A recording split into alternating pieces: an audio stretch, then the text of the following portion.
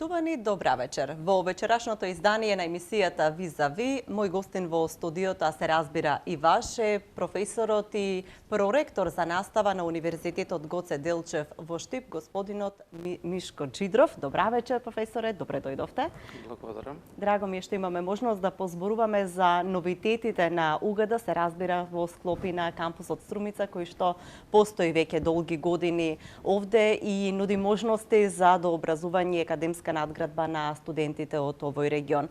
На самиот почеток, еве, може да се рече дека сме на расчекор од една студиска година и на почеток на друга. Може ли да позборуваме какви се факултети ќе имаме на располагање овде во Струмица, но и во Штип на идните матуранти? Токму така, сега е период кога се подготвуваме за наредните уписи 2023-2024 година. Во моментот и очекуваме конечната одлука од влада за да може да го објавиме нашиот конкурс. Во однос на студентските програми, како што споменавте, ние сме присутни во Струмица од почетокот на формирањето на Универзитет Гоце Делчев. Моментално неколку факултети ќе понудат студиски програми во Струмица. Јас би ги споменал правниот факултет со правни студии, потоа земјоделски факултет со 2 студиски програми градинарство и растителна биотехнологија. Машински факултет е константно присутен во Струмица со 2 студиски програми мехатроника и машинско инженерство. Понатаму филолошки факултет со англиски јазик и книжевност и италијански јазик и книжевност и техничко-технолошки факултет со 2 студиски програми и тоа дизајн и технологија на текстил и облека и прехрамбена технологија. Овие се студиските програми кои што ќе бидат присутни во кампусот во Струмица, а сите оние други студиски програми се присутни во сите градови каде што функционира Универзитет Гоце Делчев, а тоа е покрај Штип, Струмица кој што веќе го споменавме, тука е Кавадарци, Гевгелија и Скопје. Секоја година се трудите да им олесните, а на некој начин и да ги привлечете идните студенти со олеснувања, финансиски олеснувања, односно стипендии за оние кои што имаат добар успех или во одредени повластени, да речеме, квоти за одредени универзитети, за одредени факултети на универзитетот. Каква ќе биде годинава понудата? Токму така, тоа е еден став на универзитетот дека ако имаме можност да им помогнеме на студентите при нивното запишување, изминатите неколку години нудиме како можност ослободување од плаќање за партиципација за прва година, односно првите 2 семестри. Оваа година донесовме одлука и бројката е во споредо со минатата година е зголемена. Бројот на студенти е различен на секој факултет. Јас би ги споменал медицински факултет со 40 ослободувања од партиципација, понатаму земјоделски факултет, факултет природни технички науки со 20 ослободувања, понатаму тука економскиот факултет, правниот факултет, факултет за туризам, бизнис логистика исто со по 20 ослободувања. Да објаснам подобро дека тоа се прворангираните студенти кои што ќе се пријават на првиот уписен рок при запишување на Универзитет Гоце Делчев. Од другите факултети да ги споменам техничките електрон факултет, машински факултет, техничко-технолошки со по 10 ослободувања од партиципација. Факултетот за информатика имаме 30, понатаму факултетот за образовни науки 10, филолошки со 20. Тука се нашите академии, музичка, филмска и ликовна академија со по 10 и другите 2 беа со по 5 ослободувања. Можам да споменам дека филолошки факултет е особено интересен како факултет и нивните студиски програми, затоа што тие пред многу години започнаа со една кампања за поддршка на катедрата по македонски јазик, така да таму сите студенти кои што ќе се запишат ќе бидат ослободени од плаќање партиципација за прва година, но оваа година се нуди можности за студенти кои што ќе се запишат на англиски јазик и книжевност и италијански јазик и книжевност. Овие студиски програми можам да ги потенцирам затоа што се достапни во Струмица. Од неколкуте факултети кои што претходно ги споменав, можам да споменам дека земјоделски факултет нуди, правен нуди, машински, технолошки и филолошки факултет ќе имаат можност за помош на идните наши студенти.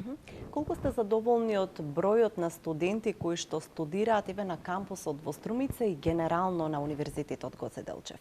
Дали имаме некоја константна бројка која што се одржува или потребни се дополнителни, не знам, промоции, приближување на некој начин на програмите на средношколците за да може да ја пронајдат својата иднина, како што гласи вашиот слоган, препознаја својата иднина? Ние во текот на годината организираме најразлични активности.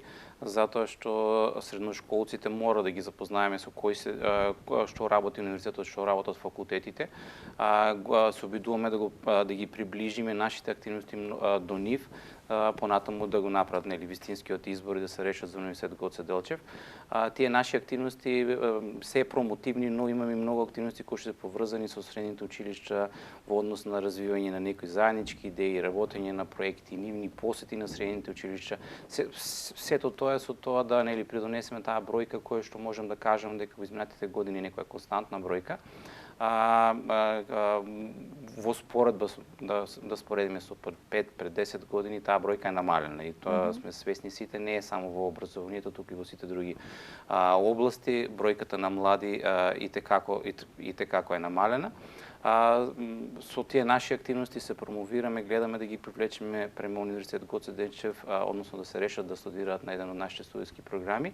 И бројката можам да кажам, односно да повторам дека е константна, но се надеваме дека ќе биде зголемен интересот пред се поради тоа што стоиме како отворен универзитет, сите наши активности ги споделуваме со нив, ги вклучуваме средношколците и тие гледаат дека покрај најразлични опции кои што имаат за студирање и во државата и во странство, сепак може да се решат да студираат на Универзитет Гоце Делчев или да студираат на Универзитет Гоце Делчев во Струмица конкретно. Така. Имавте од минатата година, ако не се лажам, ќе ме поправите, студиска програма на англиски јазик, особено за медицинскиот факултет, кој што знаеме дека е многу атрактивен за студенти од странство. Па како се одвива таа програма? Дали веќе е добро вклопена во медицинскиот факултет и интересот? Се зголемува ли интересот дополнително на студенти од странство? Знаеме веќе општо познато е дека има голем интерес на студенти од Турција, но еве можеби и од останатите околните земји доаѓаат. Нашиот универзитет, конкретно поврзано и со бројката на студенти, го видовме тоа како потенцијален проблем за иднина. Пред неколку години развивме наша стратегија за интернационализација, во која што една од тие точки беше и да имаме поголема понуда на студиски програми на англиски јазик. Токму така медицински факултет првично разви студиска програма на англиски, таа се акредитираше и веќе започна со уписи, веќе има една генерација на студенти кои што доваѓаат од странство. Првично интересот можеби е од Турција, но имаме студенти од Америка, имаме студенти од европските земји, да не ги бројам сега сите, така да бројката е некоја првична бројка. Сега на овие уписки видиме како ќе биде интересот за таму, но за конкретната студиска програма, но според моменталните комуникации кои што ги имаме со сите тие заинтересирани студенти од странство, верувам дека бројката ќе биде и дури поголема од минатата година, но овде универзитетот не застана само на една студиска програма, веднаш потоа следува студиската програма на правен факултет на англиски јазик и веќе се во процес на акредитација студиски програми на англиски и на факултетот за информатика, каде што има исто така голем интерес, и факултетот за економски науки, каде што се акредитираат студиските програми, така да по акредитацијата ќе ги понудиме и тие за нашите странски студенти. Од друга страна, да не го забораваме, факултетот за музичката академија, кој што има сите студиски програми кај нив се акредитираат и на англиски и таму постојано има некој интерес. Тука исто така и студиската програма по модерен танц, кој што е дел од филмската академија, кој што исто се нуди на странски студенти и имаме интерес, таму имаме интересни студенти кои што доаѓаат од Западна Европа, од Аргентина имаме студенти кои што студираат веќе на оваа студиска програма. Сметате ли, проректоре, дека тоа може би еден од начините иднината на универзитетот, дека треба да биде отворен кон светот на некој начин, да може да биде прилагодена програмата за студенти од странство, многу полесно да ја следат наставата и едноставно да има проток на студенти, да доаѓаат, да се разменуваат, различни култури, различни училишни системи кои што постоеле во нивната подготвително, да речем, образование. Додека го поставувате вашето прашање, ми текна на она што го кажал Гоце Делчев, дека едно поле на културен напредок. Токму така, универзитетот со овие студиски програми привлекува странски студенти, со тоа е отворен универзитетот, студентите доаѓаат, таа средина во Штип стана една мултикултурна средина во која што и ние се учиме на нивните начини на живот и тие се учат на нашите, така да сето тоа придонесува да едноставно и на крајот и нашите студенти се развијат во едни индивидуи кои што имаат и додаток на нивното образование, она мултикултурна, мултинационална нишка која што почнуваме веќе да им понудуваме на студентите.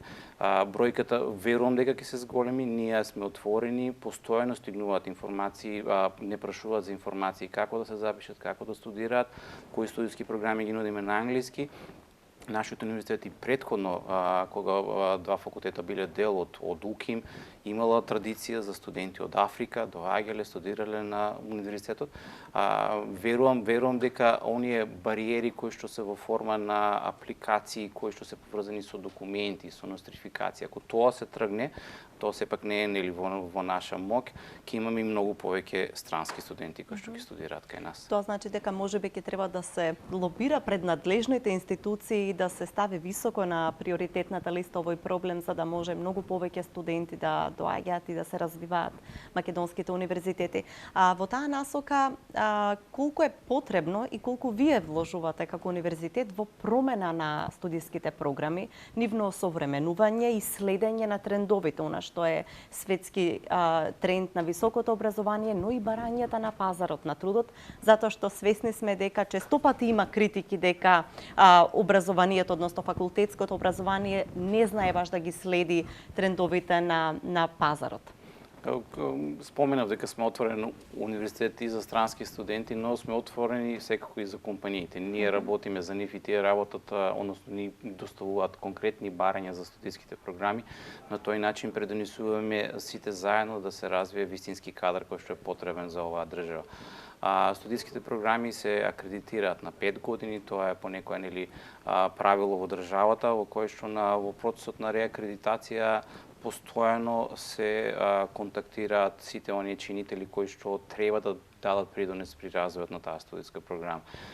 Сите факултети, некои имаат разговори, некои поставуваат прашалници, ги праќаат до компаниите и на тој начин добиваме на повратна врска во која што она е потребно да го има во нашите студиски програми. Од друга страна, покрај пратењето на конкретните барања, ги пратиме и оние светски модерни текови во развојот на студиските програми, затоа што имаме држави во Европа кои што веќе се еден чекор, два пред нас, затоа што сепак тие се поразвиени земји и универзитети со поголеми традиции, така да и од таму се влечат оние нови модерни текови, гледаме, ги следиме и гледаме да прилагодиме према нашите студиски програми.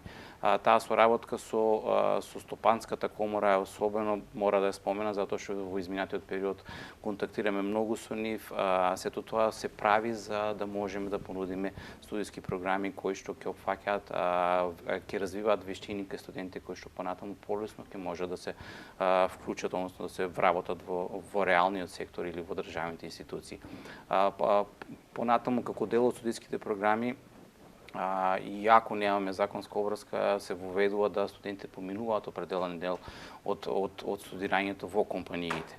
Во еден вид на практична работа, поттикнуваме да се изработуваат дипломски работи во компаниите. Сето тоа е еден чекор поблиско до нивно понатамошно вработување. И сето тоа покажува дека како млад универзитет, како динамичен универзитет, многу лесно се прилагодуваме кон тие промени и многу лесно им нудиме студиски програми кои што се вистински за нашите студенти.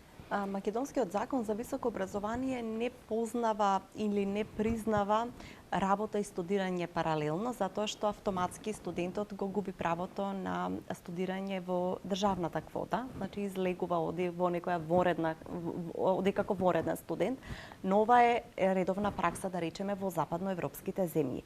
Потребни ли ни се такви, можеби, промени во законските решенија, за да можеме да им овозможиме на младите луѓе работно искуство уште во текот на студирањето и порано вклучување на пазарот на трудот? Секако дека да. Ние како универзитет тоа го имаме воочено и неколку пати е покренувано тоа прашање со клучните институции. Од друга страна, и Стопанската комора го покренува тоа прашање. верувам дека ќе има некои конкретни промени. Со самото нивно преминување во воредно студирање настануваат и некои други промени во тој процес кои што понатаму го одолговечуваат нивното студирање и влијаат на расположливоста на кадрот на пазарот. Верувам дека сите тие наши реакции ќе се слушнат и ќе можеме ние едноставно да имаме студенти кои што ќе можат многу полесно да се вработат. Затоа што споменав, ние овозможуваме присуство во компаниите, присуство во реалниот сектор, но од друга страна, ако имаме слобода, односно законски некоја регулатива која што ќе ни даде таква слобода, не на нас, конкретно на студентите, сето тоа ќе биде плюс на нивното образование, се со цел да оформиме кадар кој што е потребен за тој реален сектор. Да, оваа година организиравте за прв пат форум на образование, ако и така нешто беше? Да, форум на образование. Имаше интересна спојка, средни училишта, професори, луѓе од реалниот сектор, па и учениците беа присутни, студентите. Па кои беа заклучоците? Што свативте на една ваква средба, размена на различни искуства, мислења, потреби, каде треба да се движиме и кои се тие, можеби еве најмногу од студентите, од учениците, од средношколците што беа присутни како сигнали што ги дадоа како сакаат да го гледаат и своето високо образование и понатаму својот живот во ова општество? Тоа беше на наша иницијатива која што за наше, јас би рекол, пријатно ни изненади затоа што имаше голем интерес. Беа вклучени средношколци од 10 општини, од 15 средни училишта. Сето тоа придонесе да во еден простор на Универзитет Гоце Делчев во Штип се соберат сите тие и да си споделат. Најпрво нас ни беше интересно да слушнеме што работат тие, дали се вклучени во некои проекти, кои се нивните успеси. И сето тоа го презентираа средните училишта, но понатаму се покренаа прашања во однос на тоа што е оно што ги загрижува, кои се оние предизвици кои што средношколците ги имаат при нивното школување. Се покрена на интересна дискусија во која што беа вклучени не само средношколците, не само нашите професори кои што беа присутни тука, беше присутна и Стопанска комора, беше присутна општината, беа присутни и компании од реалниот сектор и сите слушнавме дека тоа се тие оние проблеми кои што ние се обидуваме и ги решаваме од година во година. Тоа е поголемата присуство нивно во компаниите, а споменавме тука се некои ограничувања, немањето на пракса во законот, така да тие прашања ги поставуваат тие нивната загриженост со незнаењето што може да работат после тоа по завршувањето, понатаму нивниот интерес да влезат во нашите лаборатории, да работат на некои истражувања поврзани со нивните дипломски теми, односно при нивното матурски теми, се извинувам, така да сето тоа се покрена како прашање, а од друга страна веднаш многу брзо потоа и ние изреагиравме затоа што тие лаборатории се достапни за сите средношколци, може да дојдат, може да ги користат, може да ги видат, може да работат на нивните трудови, а од друга страна се покрена и некои прашања во однос на талентите нивни, затоа што имаме средношколци кои што имаат определени таленти од определени области, а ние имаме пак професори од друга страна кои што работат, истражуваат, работат на европски, светски проекти. Сето тоа ние сега продолжуваме во наредна фаза да ги поврзуваме средните училишта, средношколците со нашите професори за да работат заедно во развојот на тој нивен талент и нивни афинитети, затоа што сите на тој начин ќе придонесеме да ги развиеме нашите наредни водачи, лидери на ова општество. И го направивте тоа на некои од одбележувањата на универзитетот, имаше награди за талентирани средношколци, но секоја година ги издвојувате и најуспешните од факултетите и академиите на универзитетот. Колку е важно да се издвојат поединците кои што прават разлика во своите генерации, кои што имаат вештини и таленти поразлични од некои своји врсници? Се чини дека ние долг период негувавме некоја култура на просечност, па ми се чини како чекор напред во таа насока да се издвојат оние кои што се предводници на своите генерации. Да. Универзитетот ги наградува, односно ги препознава тие нивни успеси, освен нашите студенти, сите кои беа наградени во однос на нивниот просек во времето на студирањето, беа наградени, беа препознаени успесите и на некои млади таленти во нашата држава. Имавме од спортот, имавме од математика, имавме од некои други области и сето тоа беше припознаено затоа што моje лично размислување е дека тоа е една добра мотивација, еден добар поттик за тие млади, затоа што гледа дека еден државен универзитет во нашата држава разбрал за нивните успеси, ги поканил на еден настан, сето тоа ги спромовирал тие нивни успеси и на крајот им поделил определена парична награда. Веруваме дека тоа е некој мал придонес со кој што ние како универзитет ќе придонесеме во развој на нивните афинитети. Секако ќе продолжиме тоа да го правиме и во наредните години и верувам дека и тие млади ученици ќе го препознаат понатаму тоа и ќе се вклучат или ќе бидат дел од не би рекол може да бидат и студенти, но може да се вклучат во некоја лабораторија, да работат, да дојдат слободно на Универзитет Гоце Делчев. Ги спомнавте лабораториите. За какви лаборатории станува збор? Какви истражувања може да се прават таму и кон кои факултети се насочени генерално? На Универзитет Гоце Делчев функционираат лаборатории, јас би ги истакнал на Факултетот за природни технички науки. Тоа е лабораторијата Амбикон, која што работи за етаблирана веќе во македонските. И работи во еден интересен дел, односно испитувањето на квалитетот на воздухот, која што е многу интересна тема. Таа лабораторија постојано има некои активности кои што се поврзани со младите, затоа што таа свест за квалитетот на воздухот треба да се развива, да се гаи уште од мала возраст. Таа лабораторија стои на располагање за сите средношколци кои што имаат некоја идеја, сака да научат нешто ново, може слободно да ја посетат. Од друга страна, на земјоделскиот факултет имаме лабораторија Унилаб, која што е посветена на квалитетот на производите од најразлично ниво, од готови производи, од семиња, од утврдување на квалитетот на квалитетот на определени материјали, екстрати и слично.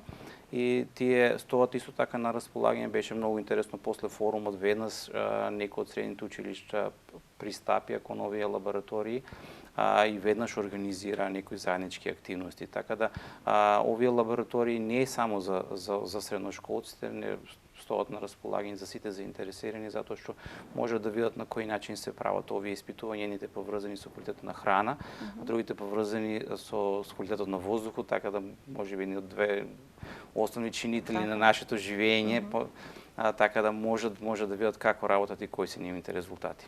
Колку е важно државата да одвојува повеќе средства за наука, за опремување на лаборатории, за да може и македонското високо образование да го фати теркот со светските. Знаеме дека по секоја година се објавуваат податоци со критики за тоа каде котираат македонските универзитети, но се чини не е многу популарна темата за вложувањата.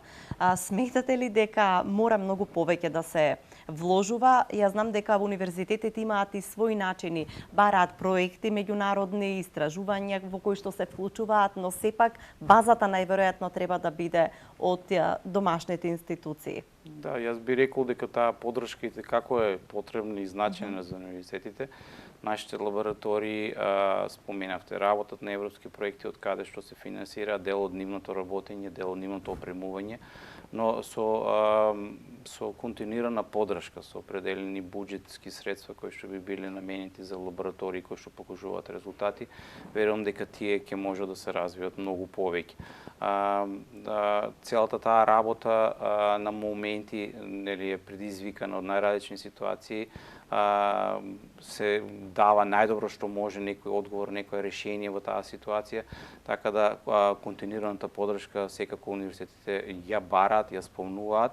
Ако и имаме, секако ќе можеме многу подобро да одговориме на сите тие предизвици, тие коментари, тие критики кои што стигнуваат до високото образование се чести, многу пати не се основани затоа што потребата од континуирана поддршка, континуирано развивање на образованието е и како потребна, ако ја имаме, не се исполни нешто, не се сработи, тогаш би било во ред да се критикува. Но од друга страна, со таа мала подршка која што имаме, да се работат на европски, на светски проекти, да се пишуваат трудови кои што чинат многу, кои што се вклучени во најразлични журнали на светско ниво, и на крај сето тоа да трпи критика едноставно е демотивирачко, би рекол, и за професорите, но од друга страна самиот тоа вмрежување, тоа работење на тие проекти во странство со колеги од иста област, таму наоѓаме некоја мотивација, некоја утиха, затоа што гледаме дека тоа што го работиме е она вистинското.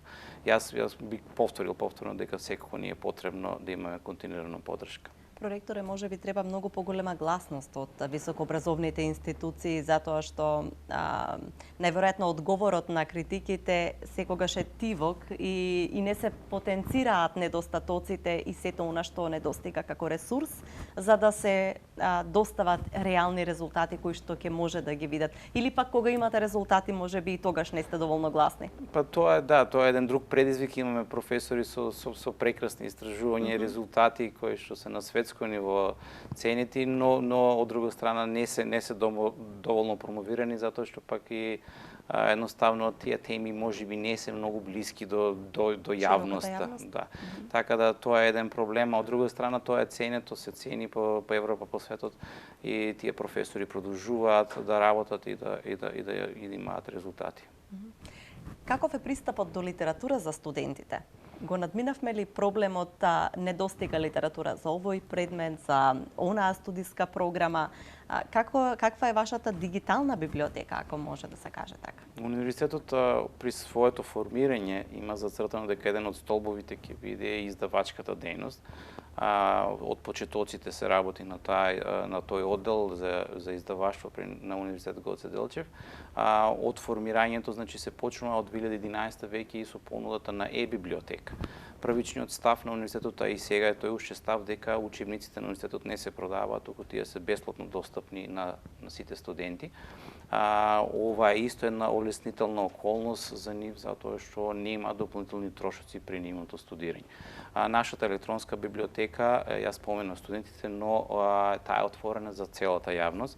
Може да пристапат на сајтот на Универзитет Гоце Делчев и да ја видат е-библиотеката. Таму сите наши 15 единици творат и ги објавуваат своите пишани материјали во форми на практикуми, учебници, најразни други материјали кои што се потребни за целосен образовен процес. Моментално таа бројка ја намина бројката од 1000 издадени материјали кои што се објавени таму.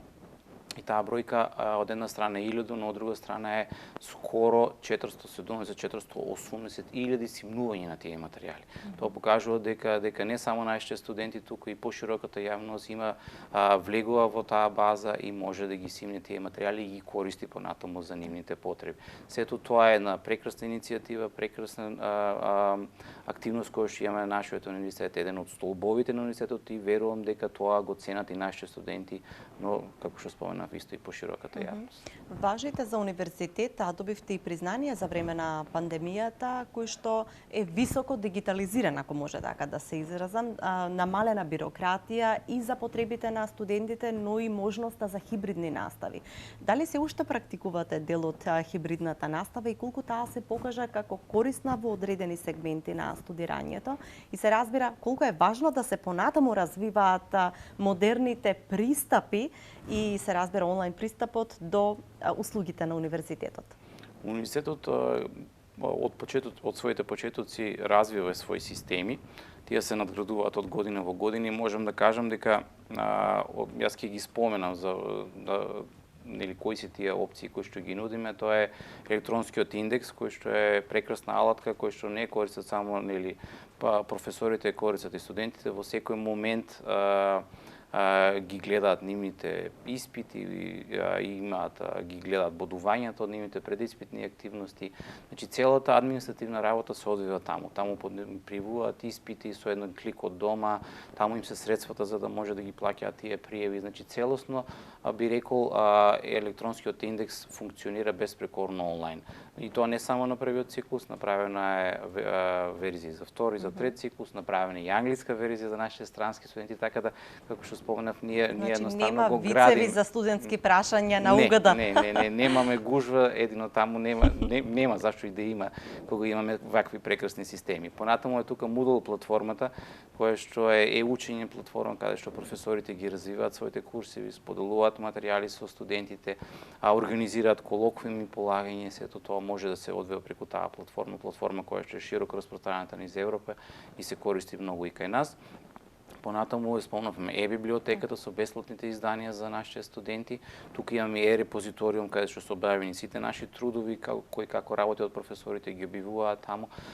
И за време на пандемијата ни беше потребна и алатка за онлайн работење, тоа беше Microsoft Teams, кој што за многу краток период, за некои 3 дена, беше веќе во функција и понатаму целиот универзитет почна да ја користи. Сите овие алатки функционираат од почетокот на универзитетот, професорите ги користат, студентите ги знаат и можеби затоа бевме еден, јас би рекол, најдобар пример во југоисточна Европа за брза трансфер кон онлайн работење, односно тоа хибридно работење, затоа што сето ова ни беше на нас Имавте подлога. Да. Така да тоа беше и препознаено од Microsoft, универзитетот беше представен како кейс стади за најдобар пример за време на пандемијата. Но од таму научивме многу. Нашите системи, како што кажав, видовме нели докаде си што треба да подобруваме. Веќе имаме текуван проект за подобрување на електронскиот индекс, кој што е наша иницијатива. Сето тоа е нели наша иницијатива, ние го поддржуваме и верувам ќе имаме за многу скоро време уште подобра верзија. Понатаму хибридниот начин на работа не научи дека можеме во исклучителни моменти во работа со големи групи да користиме некои алатки, така да нели моментално сме надвор од пандемија, но тие придобивки ги знаеме, ги користиме уште. Секој студент кај нас на универзитетот има своја имейл адреса со која што лесно влегува, лесно контактира со професорите, има свој може да инсталира на 5 уреди Microsoft Windows, да го користи додека нели имаме некои активности. Така да сето тоа и придобивките верувам дека ни се потребни законски некои правила би рекој, затоа што немаме се уште насока во која може да се движи тоа онлайн работење. Ако би имало, ние многу повеќе би може да ги користиме. Но такви ситуации кога имаме потреба од брзо комуницирање, брзо вклучување со поголема група на студенти, па и некаде одржување на дел од наставата, се спроведува на универзитетот. И каква е кога веќе зборувавме за потенцијалите на универзитетот, можностите кои што ги имаат студентите, каков е кадарот, односно потребите на универзитетот понатаму за стручен кадар? Дали сте задоволени ли се сите факултети на УГД со потребниот кадар или имате како некои факултети на УКИМ кои што кубурат, да речем, со професори? Какво е кај вас ситуацијата? Видете, пред почетокот на уписите, пред почетокот на наредната студиска година, јас би рекол дека екипираноста е на ниво за да може да се спроведе таа настава. Тука постојат проблеми кои што се појавуваат во определени области, но сето тоа не е од нас. Тоа е нели сепак постои потреба за развој на определени кадри во нашата држава. Ви издвоиле ли некои со кои што можеби се соочува УГД или што сте ги детектирале како потенцијален ресурс кој што ќе ви треба во иднина? Јас верувам дека на секој факултет фали по некој кадар. Не би издвоил некој конкретно, на секој факултет фали затоа што имаме можеби непланско развој на определени кадри, но има многу повеќе од некои определени области, од други ги нема. И тоа не е само на нашиот универзитет, туку општо во нашата држава, а од тоа што знам се развива има проект за смарт специализација кој што верувам дека ќе придонесе да се развиваат кадри кои што ќе ги имаме од сите области. Но сепак тоа е проект кој што ќе произлезе со некои резултати за определен временски период, но континуирано треба да се пристапува кон ова прашање. Значи не е и само иницијатива на УГД или ние да поставиме прашање, туку треба сите универзитети континуирано да се борат за ова прашање, затоа што да може да имаме определен временски период да се развијат соодветните кадри, затоа што некои професори заминуваат во пензија, понатаму е многу тешко да се најде од определени нивни замени од определени области и сето тоа ако имаме континуиран пристап, размислување за потребите за конкретно за универзитетите, но би рекол и општо за пазарот за определени кадри, сето тоа ќе ни биде на нас многу полесно понатаму да можеме да функционираме. Но во моментот како е екипираноста, сите факултети имаат определен број на професори кои што можат да спроведат соодветна настава. Така. И проректор, еве за крај едно заокружување на разговорот, во таа насока ли е промената на факултетите ве што се нудат, да речеме, на кампусот во Струмица, затоа што сведоци сме дека на неколку години се прави замена на факултетите. Да речеме, имавме одреден број години економски факултет, сега е заменет со правен факултет. Грижата да не се презасити одреден регион со кадар од една област ли е причината за тоа?